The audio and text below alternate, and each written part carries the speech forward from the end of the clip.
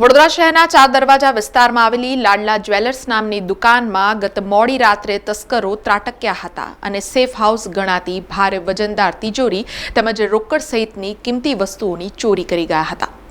વડોદરામાં દિવસે ને દિવસે તસ્કરો તરખાટ મચાવી રહ્યા છે। હાલ ચોમાસાના કારણે બંધ મકાન સિવાય ગરફોડ ચોરી કરવી અશક્ય હોવાથી હવે રાત્રિના દુકાનોને નિશાન બનાવી રહ્યા છે। ત્યારે તસ્કરોએ 24 કલાક ધમધમતા એવા માંડવી વિસ્તારમાં હવેલી પાછળ આવેલ લાડલા જ્વેલર્સ નામની દુકાનને નિશાન બનાવી હતી અને દુકાનનું શટર કોઈ સાધન વડે ઊંચું કર્યું હતું અને દુકાનમાંથી ભારે વજનદાર તિજોરી તથા ચાંદીની મૂર્તિઓ લઈને ફરાર થયા હતા, જેના પગલે પોલીસ દોડતી થઈ છે। ફતેપુરા પોલીસ ચોકીથી માંડ 300 મીટરના અંતરે આ ચોરીની ઘટના બનતા સ્થાનિક રહીશોએ પોલીસના નાઇટ પેટ્રોલિંગ પર અનેક સવાલ ઉઠાવ્યા છે।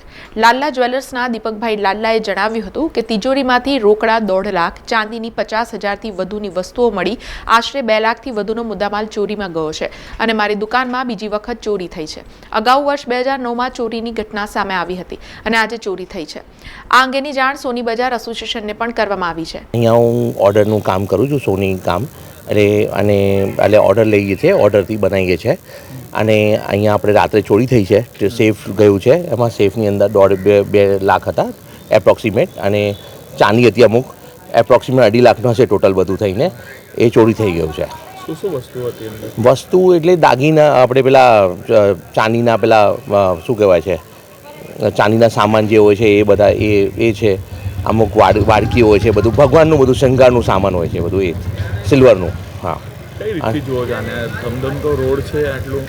એ મને આઈડિયા નહીં આવતી, કેમ કે છે ને પહેલાં બી મારે બની ગયું છે, આ બીજી વાર બન્યું છે। પહેલાં 2009માં થયું હતું, આ પાછું હમણાં થયું છે પાછો। એમાં બી ત્યારે બી કશું થયું નહીં, કશું મળ્યું નહીં, એમાં ખાસું નુકસાન થયું હતું મારું એની અંદર। શું કહેશો, પોલીસ પેટ્રોલિંગ વધારવું જોઈએ? વધારવું જ જોઈએ ને, કોઈ ધ્યાન રાખતા નથી આટલું બધું। અમે પેલું ટેક્સીસ આપીએ છીએ બધું, તો બી આપણે કોઈ ધ્યાન નહીં રાખતું અહીંયા એવું। પણ સવાલ એ છે કે તસ્કરો ભારે વજનદાર તિજોરી કેવી રીતે તોડીને ગયા અને કોઈને ખબર ન પડી અને દુકાનની આજુબાજુમાં કોઈ સીસીટીવી ન હોવાથી ચોરો પોતાના ઈરાદાને અંજામ આપવામાં સફળ રહ્યા હતા। અન્ય વેપારી ફારૂકભાઈ સોનીએ જણાવ્યું હતું કે આ વડોદરા શહેરના ચાર દરવાજાનો ભરચક વિસ્તાર છે। પોલીસ પોઈન્ટથી 50 ડગલા જ દૂર આ દુકાન આવેલી છે અને આ સોનીની દુકાનમાં ચોરીની ઘટના વેપારીઓ માટે ચિંતાનો વિષય બન્યો છે। આ ચાર દરવાજા વિસ્તારની પોળોમાં સોનીની દુકાનો આવેલી છે, ત્યારે પોલીસ કમિશનર ડીસીપીએ મોડી રાત્રે પોલીસનો બંદોબસ્ત મૂકવામાં આવે તેવી માંગ કરી છે।